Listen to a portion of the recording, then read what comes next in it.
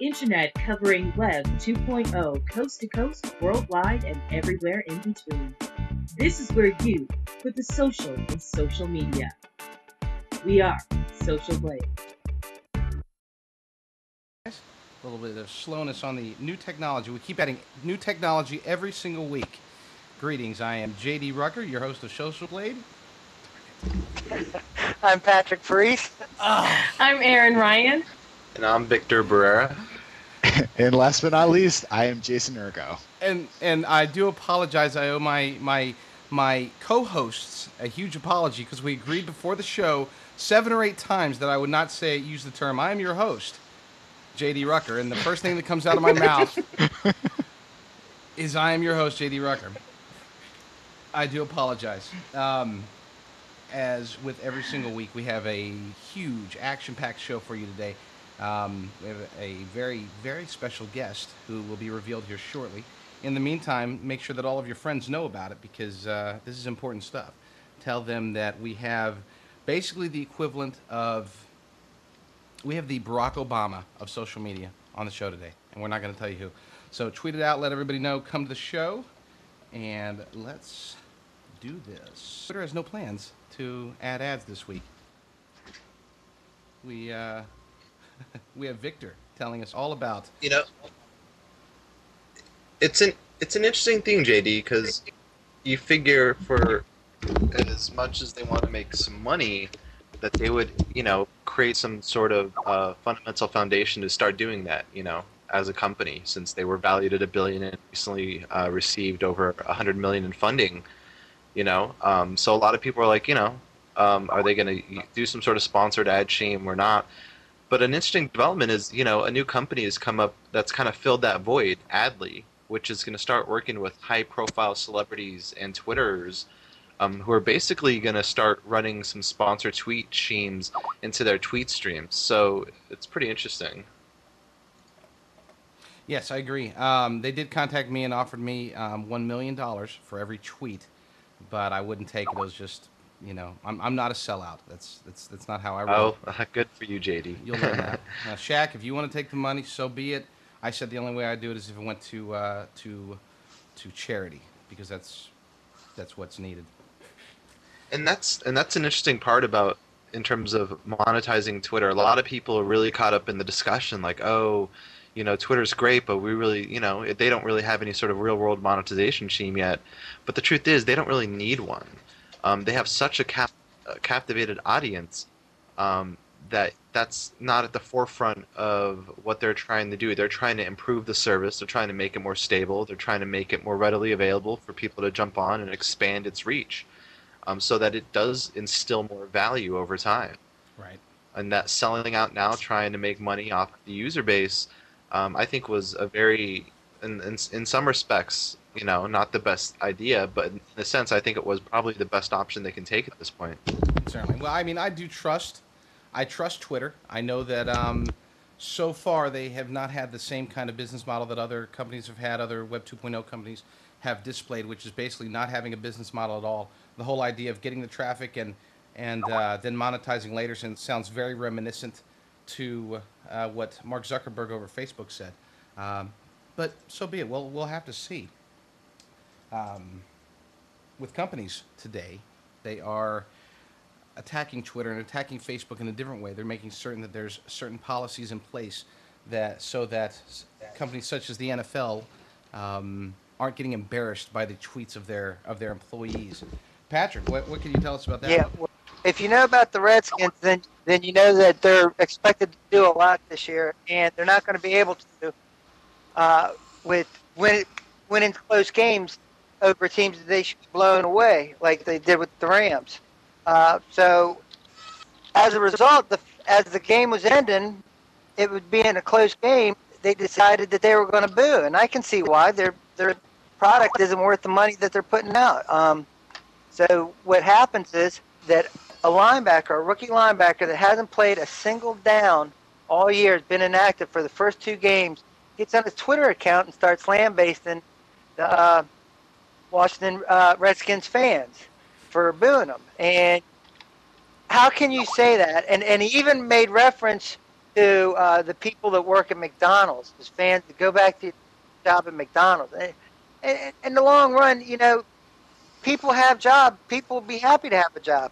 Where would he be working if he wasn't some football player? And I don't know if you caught it the first time, but he was in the Just Shut Up award for Mike and Mike, a weekday show that ESPN Radio does. The bottom line is he just made a total jerk of himself and calling people dimwits and making fun of the people that work at McDonald's and fast food stores. And that's just not the way to come in as a rookie and make friends and fans. No, it's not the way to come in as any NFL player or any human being for that matter. Victor, what do you think? Oh, JD, it's pretty interesting because the thing is, people have to be careful with Twitter. It's an extremely powerful platform, and no matter who you are, whether you're an individual, celebrity, athlete, you got to have some respect for the people that are following you. If you call them out and say, "Hey, shouldn't you guys be working at McDonald's or doing something better with your time?" I don't know if there's really a better way to alienate your fan base than that. So to be honest, I mean, he deserved any sort of backlash that has been received. I mean, I know Mashable covered it, and when it comes down to it, is no matter who you are, you gotta be nice, you gotta be courteous, you gotta keep in mind that the people that are giving you a platform to express your ideas and concepts and beliefs and thoughts are the people ultimately that really make Twitter work. I mean, not everybody on Twitter is a celebrity and has all these followers, and it's the people that decide to follow them, to put the energy into paying attention to what they tweet, that are the most important people in looking at the service. So I just don't really know what to think about people like that in general. I mean, I just really don't like them, to be honest. Well, the NFL knows what they think of it, and so do apparently 79 other organizations out there. The social media policy of 80 organizations were set and based upon a lot of which, in my opinion, is what happened with the NFL. Otherwise, and this is another one that Mashable covered. Patrick, what do you think about this one? Well, the bottom line is certain organizations, as business owners, they need to step in and say, look, you can't dig, you can't tweet, you can't, do Facebook at work. Facebook alone, that takes a lot of time. MySpace, all those other things. You could sit there on hours and catch up with friends and do a bunch of other stuff, Mafia Wars, so on and so forth. So, I mean, for companies to step in and put policies in place, that's absolutely the best thing that could happen. The smartest thing, everybody should have it. I agree. Another thing everybody should have is access to an incredible website, hothardware.com. This week, there was something where MySpace jumped ahead of Facebook in the unending battle to win over Twitter users. A month after Facebook started letting page owners sync their Twitter statuses, MySpace has debuted a feature that will let all MySpace users sync their statuses. Just so you're aware, page owners are like people that have fan pages like the Social Blade fan page at facebook.com/socialblade. But standard users can't actually use this feature. Unlike Facebook, which only lets you set your Facebook status to Twitter, MySpace actually is two ways. So your MySpace status can go to Twitter, and your Twitter status can come to MySpace. On Facebook, normal users can get a third-party app which lets standard users set their Twitter status their Facebook status over to Twitter, but still, there's no way to do it the other way around, setting your Twitter status to MySpace without using like TweetDeck or something that lets you send updates to more than one place. Well, I mean, we knew it wouldn't be far behind, but Facebook's added pretty much some of the same features.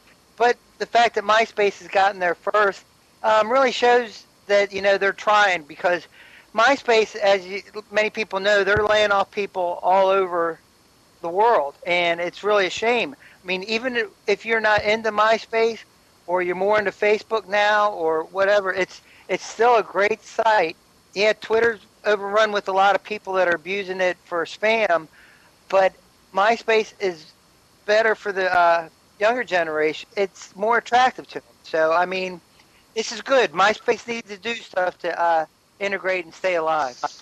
MySpace, they've really been losing a lot of ground to Facebook, in the sense that Facebook is constantly changing. They're, redesigning their interface. They're making, small adjustments that in general making the service much more appealing overall. And so we've been seeing this, this shift from MySpacers to Facebookers for a while.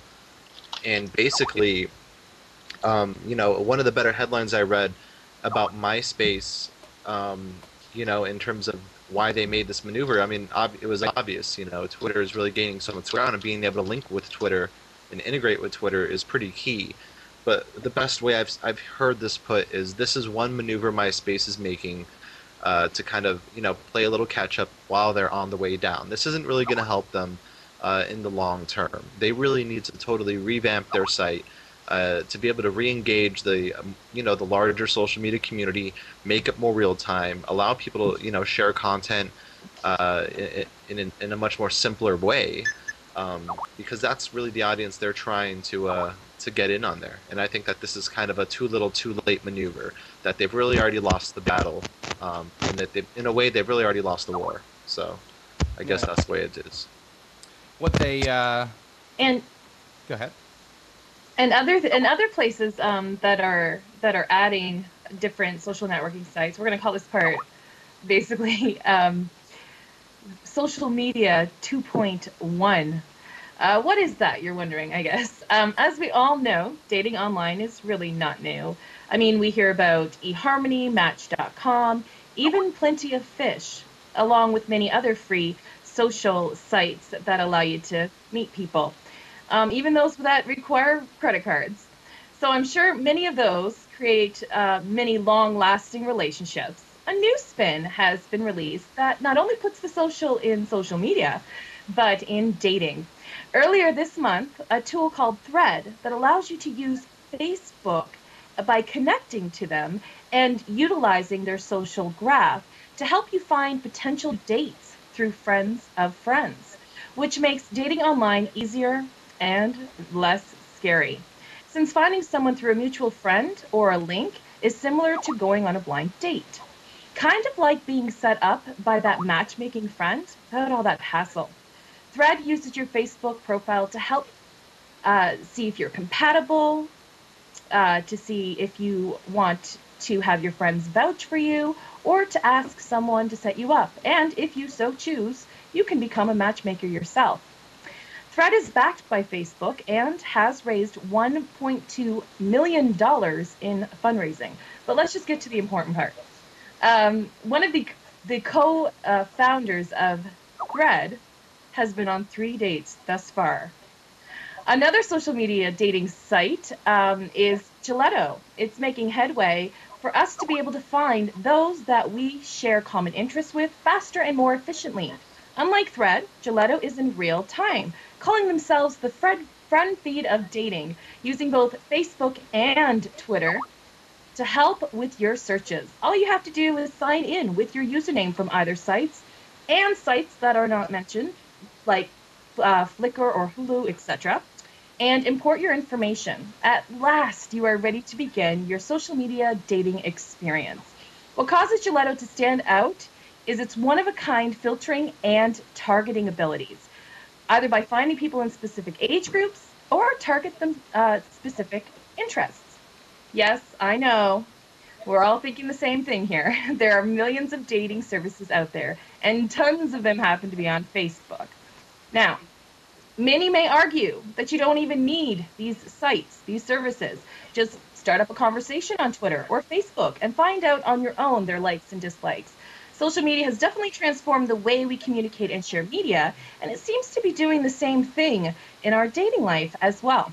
What better way to see their interests by scrolling on their Facebook profile page, see what they like in music, dislikes, the movies they love, the quotes they favor, not to mention the added bonus of seeing tons of photo albums and various conversations they are having with their friends. Tools such as Gelato and Thread only help further your matches and ultimately saves you time.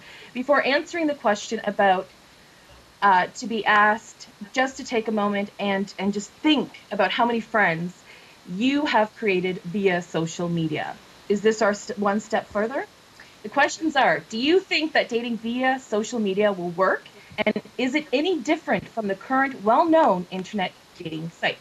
What are your guys' thoughts? I'm married, so I have no thoughts. Not of my own, at least, anymore. Apparently, many people are saying that married people are going to wish they weren't so married anymore after these sites take off. But I mean, to each their own. What about you guys that are single out there? Well, actually, to be honest with you, my last wife I actually met on Match.com, and today was the day we got our final divorce papers. So today I'm legally divorced. So did it work?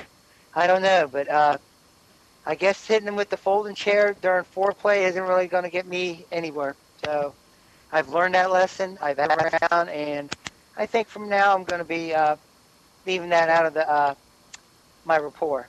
So you wouldn't even try Gelato or Thread, even though it's more compatible with what you're using every Oh day, no, social I media might wise. try that. I might try that. I might try dating sites again, but it's it's got to be someone in the area. It's not like I'm leaving the county or anything. And I'm just saying I'm not going to use the folding chair anymore. Right. Well, just to mention, Gelato and Thread are both free, so I think it's worth checking out. What do you guys? What does Victor think? It's interesting because I think, in a way, a lot of these social networking platforms have been kind of already utilized by people for dating purposes. You know what I mean? Like, for instance, Facebook has the option, what are you here for? And one of the options is networking, information, and dating. So in a sense, I think that, it's probably smoother to be able to make connections and, maybe hit some people up via the Facebook or the MySpace. Like, MySpace has really been like Flirtville for a long time. I just don't get why there need to be these specialized, more real-time services. Because, to be honest, it's just going to be another feed whore that's going to take up people's space on Twitter, and if it's going to link up with Twitter and it's going to send tweets on their behalf, like, I don't know. I think it might just increase the noise overall, and I don't know if they're really going to serve all that much better of a purpose as to I'm here for dating on Facebook. You know what I mean? Yeah, Yeah. I see what Victor's saying. I mean, but you got to look at and the whole thing of it. The internet is just full of it. Last thing to say regarding Twitter, they had a worm yesterday. For those who don't know, our illustrious Urgo was the first person to technically catch it. Is that true, Urgo, or the first person to screen cap it? I guess is what happened. Yeah, I don't know if I was the very first one to catch it, but I definitely, I think, caught it within the first 10, 15 minutes here. Uh, I was watching Twitter at the time, and I saw within a 22-minute period 3 tweets with ROFL, this you on here, and then a link. And it just immediately, looked like a Twitter worm that was going around. I little investigating, and it was. So I tried to get the word out as quickly as possible. And this just really isn't the only Twitter worm. I mean, there's been plenty of these. And at this point, there's really no way for Twitter to stop these things. So there's going to be more of them. So just be careful if you ever get one of these that looks suspicious coming through as a DM. And never give out your Twitter password unless you're absolutely certain the website you're at is where you want to be, and that goes for any site, really. Wherever you go, there you are. I just did a search on Google. Apparently, there's over 2 million results for the term Twitter worms, so we can expect this relatively old news. At this point, I'd like to bring on the special guest that I promised everyone.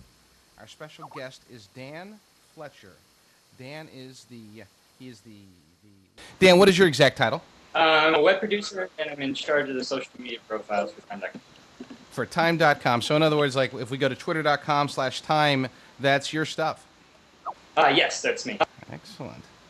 For those who don't know, if you want to go there, you should definitely add Time. They are an excellent publication. Obviously, the content that they put on there, which we'll get into in a minute, is top notch from a publication perspective. Much more creative than a lot of other just basic normal feeds. There's actually thought put into it, and the person behind the thought, those thoughts are right there on the screen right now that we're looking at. As soon as I can get that adjusted to look better, will be more flattering of Dan. Dan, where are you located, by the way? I'm in New York City. Very good. What are you laughing at, Pat? I'm laughing at what Andy said. Andy wrote, Dan, you're welcome for all the front pages on Dig. Which Andy? Andy, Mr. Baby Man. No, actually, we had a joke around the office that we owed you a fruit basket at Christmas last year, so they certainly noticed. For those who aren't familiar on Dig, Time.com has moved up so dramatically on Dig. And Time.com's exposure on Dig.com has been just exponentially better over the last several months. I believe when I used to check it, because I've been a fan of Time.com for a little while, I was a quote-unquote early adopter. And I remember seeing it about 8-9 months ago as getting about 15 to 20 front pages a month. And now it's a monster. I'm sure Urgo's checking to see how many they've got in the last 30 days, but it is. Well, I was reading the other day, JD, where it's the #1 site that Mohan likes to dupe. Lieutenant General Panda, it's his #1 dupe site. Yeah, it's had Times had 64 front pages in the last 30 days, just for an example. 64 front pages. That's amazing. That's more than 2 a day. Certainly. That's a lot. Now, so your Twitter profile. Oh, go ahead, Victor. I was to say that's like Ars Technica status. That's like crack status. I mean, not every publication gets that kind of love on Dig. No, not at all. It's been a big jump since January. We started to see things move up. What do you attribute that to? So, yeah, I was going to ask, why is that? Why do you think that happened? Well, a lot of it, and a couple people in the chat room here are saying too. We developed a Time.com profile on Dig, and I actually spent a lot of time in the beginning trying to find friends on Dig and build a profile. And we just sort of, when someone would submit a story, I would shout it out to our friends and sort of give it a boost that way. We decided kind of early on that we didn't want to submit anything ourselves. We were going to try, Dig users are great about submitting our stuff for us. So we wanted to just sort of build on that momentum and see if we could do something to promote our stuff. And then other content we found interesting too. I mean, we got some stuff from other sites to the front page as well. And from there, it's just sort of been reaching out and networking with users. When shouts went away, we had to sort of come up with a different approach. And yeah, I, again, saw some chats. We're not paying anyone to submit stuff for us. I'm usually a little hesitant to even ask anyone to submit a story for us. But a lot of times it's just reaching out to a lot of people and just being that point of contact and, letting them know that I'm there and if they have any questions about what we're doing, that they can talk. Excellent. What other social sites are you on? We know about Twitter. You've got 1.5 million followers on Twitter. You're only following 83. Now, if you wanted to follow Oh Boy as well, that would be only 84 people that you'd be following. That's just a quick FYI. But what other sites are you on? I noticed that I'm looking at your Time.com, your Time profile on Twitter right now, and it appears that you are using Super, which is the StumbleUpon shortener. You're using Super as for some of this stuff. Have you been in contact with StumbleUpon at all, or have you used them at all? Right, StumbleUpon reached out to us pretty early on with the beta and Super. I'd sort of been following the discussion about it online, and I thought it was an interesting approach to things. We sort of talked early on, and I think we were one of the first publishers that's never beta for that. And it's been great. I wish we had a different way of functioning in the StumbleUpon community. The way it works is anytime I generate a super link on the Twitter profile that shows that it's Time Magazine thumbing itself up on StumbleUpon, which looks a little spammy. But, in terms of us, it's opened us up to a new audience. We really didn't have any notion of how to interact with StumbleUpon. It's a little tougher to reach than people on Dig or Twitter. So it was a good way of getting involved. Excellent. What about any other places? Do you guys have a good Facebook fan page or anything like that? I think we're the #3 news site. We have about 80,000 fans on Facebook, and I do the posting to that as well. Again, I'd like to do more with Facebook. Just not sure exactly how to go about it. I think app development, that's in the future. Health, which is another Time title. A lot of success working with apps and sort of building in ways for people to become fans with using applications that link to their content and things like that. So, in the future, I think that's something we'll investigate more. Excellent. I see. Yeah, you've got 74,000 fans. Is the content on Twitter and Facebook, are they integrated? I know that's a feature. Do you tweet the same thing that you put on your Facebook page and vice versa, or do you use unique content on both? No, I honestly, I think the volume on Facebook I found needs to be less. Things hang around in the newsfeed so much longer than they do in someone's Twitter feed. So I only try and put 2-3 stories a day on Facebook. I don't really have a handle on what the difference is yet. I'm still playing around with it, but the stories posted to Facebook are a little different in what people respond to than the ones that are posted to Twitter. People on Twitter aren't necessarily looking for headlines or news. I think they're kind of looking for the story that they wouldn't see somewhere else. We don't want to be putting the stuff out there that they're already getting from CNN or the New York Times. Facebook is actually a little more receptive to newsy sorts of things. So it's figuring out the balance between the two sides. But I try and treat the two of them as different entities. Excellent. Now you guys have done some pretty creative stuff. I know that if I recall, I didn't actually get to see the what happened, but you guys have been doing the questions, and didn't you have Ashton Kutcher doing questions via Twitter, or questions were being asked of him through Twitter or something like that? Yeah, we've done a couple different things. We have the 10 question franchise in the magazine, which is a page in the front of every issue where we try and snare someone in the news that week and get reader generated questions to ask them. Naturally, that seemed like a good fit through social media. So not only did we do a special additional 10 questions on Twitter with Ashton Kutcher that we feed in the magazine, but also some of the best questions we've gotten have been ones we've solicited from our Facebook fan pages. I'll try and post a little note a little while in advance to people saying, we're going to have so-and-so in 2 weeks, post your questions and we'll try and get them in. And I think this week's issue is Ken Burns, the documentarian, and at least 3 of those questions we pulled directly from our Facebook fan page.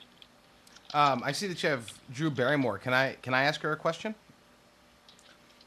Oh, no.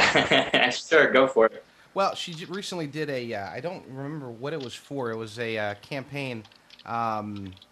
Yeah, I'm gonna save that one. We'll go back to Ken Burns. Who's Ken Burns? He does all those documentaries. One on the Civil War premieres tomorrow night on PBS. That was the pick for that. Those long sort of 12-hour takes on things. The newest one's on national parks. All right. Well, back to Drew Barrymore then. No, I'm just kidding. Sorry. No, that's good stuff. It seems like you guys have it pretty much covered across most social media spectrums. I've got some questions for Dan, Twitter-wise, if you don't mind.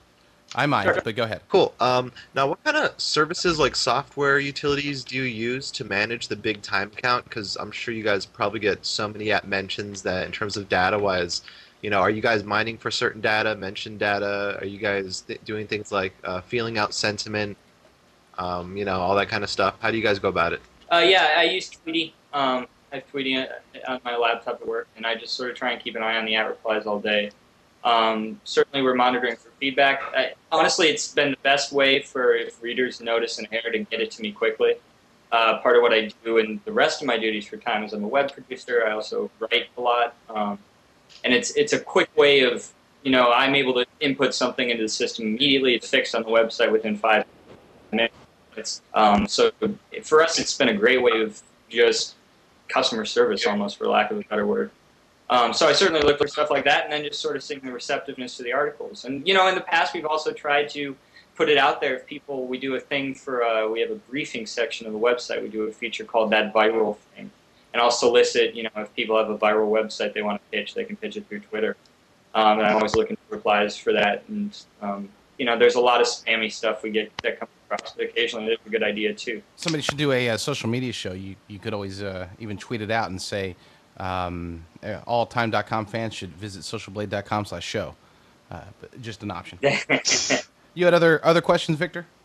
It's interesting because I just got back from the first LA Twitter conference, and a lot of big brands, like big name companies and firms, were there, and it seems that they really emphasize hiring developers to mine the API, create programs that cache a lot of the data, such as mentions, and things, and they're using software utilities to kind of detect sentiment in terms of the way people really feel about their brand or the way people feel about the service or product. And Time being a brand of information, a magazine, are you guys doing that at all? Do you guys have like back-end developers working with the Twitter API, capturing and mining for this kind of data? No, it's an interesting approach, and I think I can certainly see the value to that. But we're not doing anything like that currently. It really is almost informal. Cool. We do have a couple of questions from the audience. Yeah, the first one's actually from Jennifer, who wants to know how Dan got involved with Time. I actually was a journalism student at Northwestern. Someone earlier, I'm watching this chat, said I looked like a baby. So I'm pretty young. I just graduated, but I was an intern at Time last winter. And it was really just a case of where Edit was really ready to get involved with social media. I had some experience with it in the past, and it was just sort of building from there. So it was, I think social media was my foot in the door. And like I said, it's not the sole thing I do with my day. There's other responsibilities I have for the site, but social media certainly is a large part of it. Oh, excellent. One of the staples of Time has been the cover. The cover of Time has been very controversial over the years. It's been known to drop some positive and negative reactions. And then you go to the Time homepage now, the actual Time.com homepage, and the look and feel of it doesn't quite match necessarily with the magazine itself. Are there any plans to perhaps try to integrate that creativity and that almost artistic feel that the Time.com cover, or I'm sorry, the Time magazine cover has always had, or is this pretty much the functionality is more important in the web, and they're going to stick with this kind of format? Well, it's interesting you say that. Actually, I think that when this design came across, a lot of the comments was that it at least approximated the look and feel of the magazine better, I think, than the design before it. I don't think you're going to see large-scale changes really into how the website looks, and I think part of that's a recognition by just the editorial people that the web's a separate entity. I mean, 95% of the content we do is original to the web, and I think there's a reluctance to tie it necessarily too closely to the magazine. Certainly the magazine has a strong tradition, and we respect that, and we have all the magazine content online, but there's also a whole website of things that we do things a little differently, treat things a little differently, since the web allows us to do that. Nice. Urgo?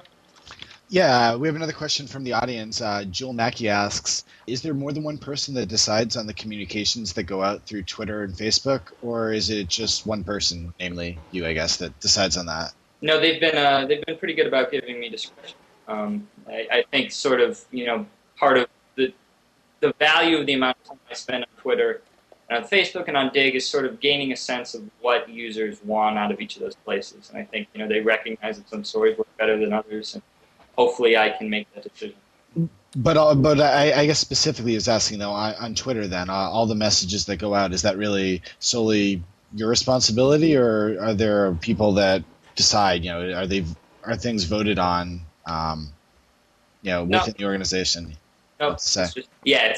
Excellent. Now, we talked about Dig earlier, and feel free to comment on this if you don't want to. That's no big deal. But there's been some publicity about how Dig.com, the increase has been tremendous, and that they've really assisted in the growth of the site. The Dig integration, is that something that you have a thought upon? You mean with like the Dig module on our site? Uh-huh. Yeah, I mean, I think it certainly has some value to it. It was something I pushed forward early on. You look at some of the sites who are really successful on Dig. Huffington Post in particular, they have that module. So I thought it was something that's important to get on the site. I don't know. I mean, I could tell you how much value we draw from it. I suspect there's some. And I think it's certainly good to try and expose our readership to Dig and what Dig is as well. I mean, that's another way of sort of fostering some loyalty and getting our content out there, is that people who read Time and aren't current Dig users sort of discover Dig and maybe like the idea behind Dig and get involved with that community. So I think the module has some value in that way, but in terms of specifics, I couldn't nail things down for you. Gotcha. What other social media sites are you guys involved in? We mentioned Dig, Twitter, Facebook, StumbleUpon. Any other major ones that you guys are looking at or that you're currently involved with? No, honestly, part of this stuff for us is, and part of the disadvantage, I think, of being a big brand is that a lot of this is numbers driven. In order to convince my bosses that something in social media is worth the time, it needs to have some sort of demonstrated effect for our traffic or our perceptions, or something I can really come to. Dan, social media guru, social media guy for Time.com. You are on Twitter with 1.5 million followers. You have the third largest publication Facebook fan page in the universe with 74,000 fans on your fan page. Dig front pages over 60 a month on average. Stumble upon integration doing very well, and getting stumbled to death in 30 seconds or less. Make it a minute or less. How have you been able to do it all? Yeah. Well, really, I think it has very little to do with me, and just a lot to do with just the receptiveness of what Time was willing to do. I think they understood very early on the types of content that played well to social media. They tried to package things in a way that social media users would find appealing, and they understood the value of it. And I think they understood that there's a conversational aspect to it too. So I really give credit to the editors of the site and the editors of the magazine who were willing to make an investment in this and really try and think about things in an innovative way. Victor, you had some interesting questions. Let's hear. Oh no, it's all good. I mean, basically, I was discussing with Dan just in terms of the kind of model they're using Twitter-wise, and just kind of comparing it to bigger brands, like Starbucks, who have what seems to be an army of people who aren't just managing the Twitter presence, but really working a lot, mining a lot of data, not just mentions, trying to analyze things like brand sentiment, because it seems like a lot of companies are spending a lot of money hiring developers who are making their own API applications that can cache data for more than what current applications allow.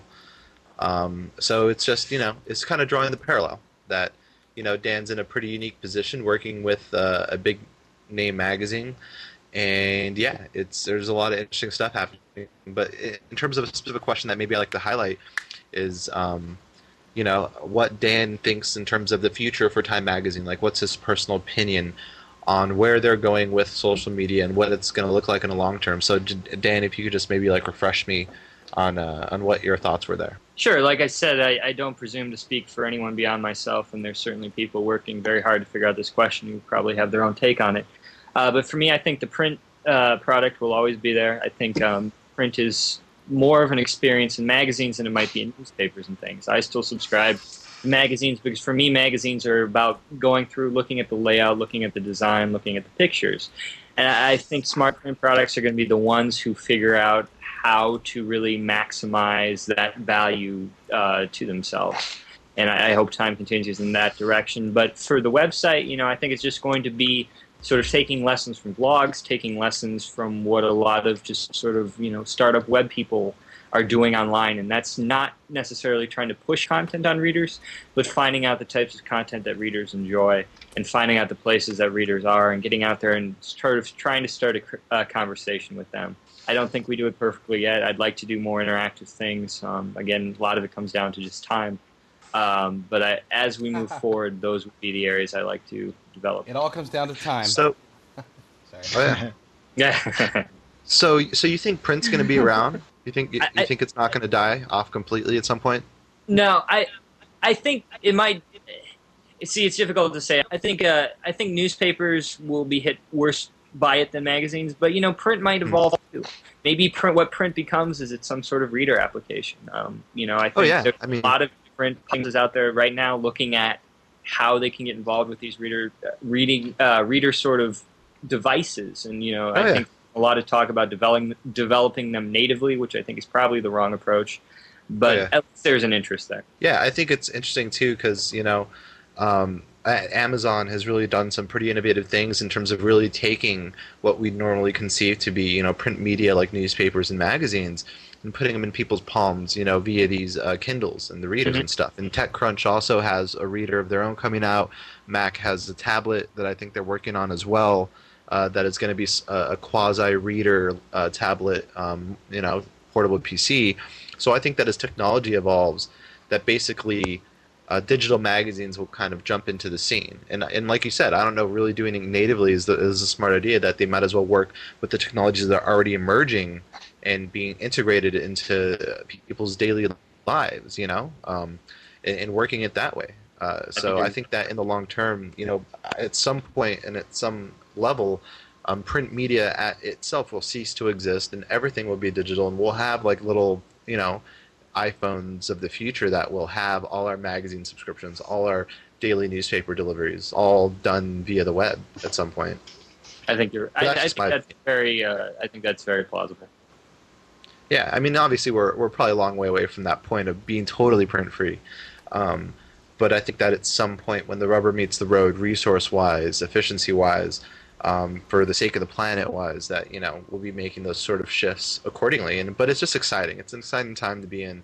I mean, people like us who are really interested in terms of what the web has to offer socially, publication wise. There's a lot of exciting stuff happening, and I'm happy to see that Time has really done pretty well social media wise because they're a great magazine and they have great content, so they definitely deserve all the success that they are getting in that realm. Well, good. Well, thanks. I'm glad you guys enjoyed. Yeah, no, definitely a fan. Many people are, obviously. There's a reason people submit your stuff. I mean, they submit Time all day long, and there's a reason for that. It's because the content's engaging. It's interesting. It's not run of the mill. Here's a blog post. Here's a view on the news. It's stuff that's very feature content oriented that has a lot of really good time and effort put into it. So I mean, you notice that. Hey, this is quality stuff. Dan, thank you so much. I can't express how wonderful your patience has been because it has required quite a bit, I'm sure. It's been fun, guys.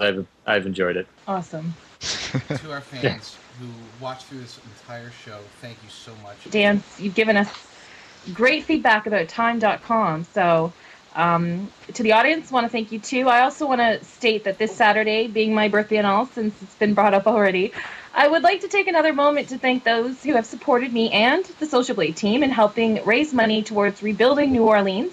Thank you to all who joined and donated. You can still do so if you want. We have surpassed our goal of $140 and are now at $194.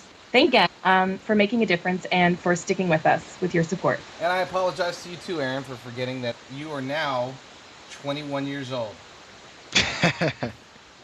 Happy birthday! That's right, 21. Happy birthday, Aaron. Here goes laughter of a sigh of relief. Excellent. Thank you all again, and see you next week, Thursday, 7 p.m. Pacific, 10 p.m. Eastern Time. This was Social Blade. Invading the internet, covering Web 2.0, coast to coast, worldwide, and everywhere in between. This is where you put the social in social media. We are Social Blade.